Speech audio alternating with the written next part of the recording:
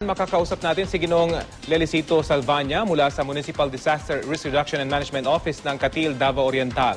Magandang tanghali po, Ginoong Salvania. Si Rafi Tima po ito at live po kayo sa Balitang Hali. Yes, sir. Opo, Magandang tanghali po. Kumusta na po yung mga biktima ng aksidente? Ilan po ba yung nasugatan dito?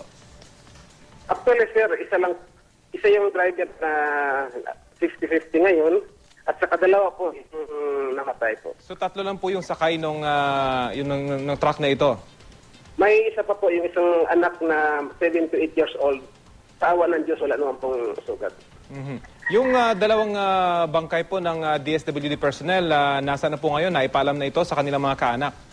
Opo, kahapon din po, pinapadala na po namin doon sa Municipality o Mabini, doon po sa kanila po mismong lugar. Base po sa inyong investigasyon, ano po talaga nangyari dito sa truck ng DSWD? Nag-loose brake po yung kasi yung daan is downward.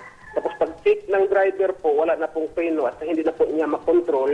Kaya doon nakapunta sa bangin kasi medyo kurbada yung daan. At saka doon, 4 na beses po gumulong yung truck. Itong truck na ito, lagi naman pong ginagamit ng DSWD sa kanilang pagde-deliver nitong mga relief goods. Opo, sir, opo. Palagi na po nilang ginagamit yan. At saka, sa katunayan po, ang driver, galing po yan sa municipality ng Boston. So, kabisado niyo po yung daan na ito? Kabisado po niya, sir. Sa ngayon po ba, yung mga relief goods, okay pa naman po na i-deliver na sa Katiil? Opo, sir. Na-rescue na rin po. Kasi 4 yung sila na truck, isa yung disgrasya.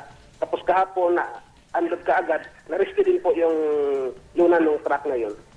So sana po makaligtas itong driver ng truck na binanggit nyo ay 50-50 sa ngayon. Maraming salamat, Ginoong Lelicito Salvania ng Catil Municipal Disaster Risk Reduction and Management Office. Magandang tanghali po sa inyo.